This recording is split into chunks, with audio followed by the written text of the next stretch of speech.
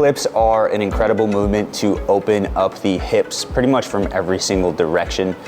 Depending on your hip mobility, we can either make this movement harder or easier, but the focus here is continuing to increase range of motion, increase mobility, and challenge yourself. This is a somewhat challenging exercise, even though we're not using any weights. To set up for this movement, we are going to be externally rotating one leg and internally rotating the other.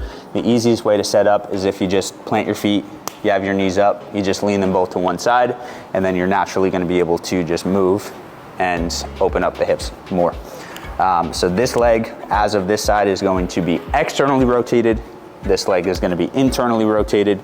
And depending on where your hip mobility is, we're either gonna be leaning forward to make it harder, taking your hands off the floor to make it harder, or leaning back and keeping your hands on to make it easier. But all we're gonna be doing is switching the legs. So we're gonna be internally rotating the leg that is externally, and we're gonna be externally rotating the leg that is internally. But all we're gonna be doing here is flipping the hips.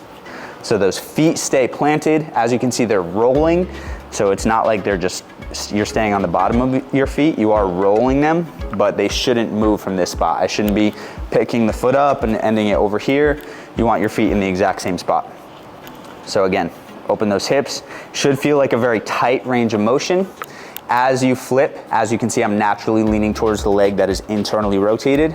And then when I flip, it's naturally gonna go in the other direction.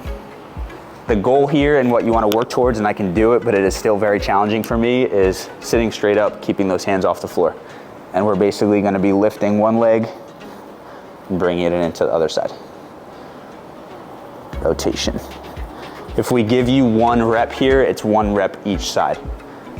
So that's one, and that's one. And again, there's nothing wrong as you advance with keeping those hands on the floor.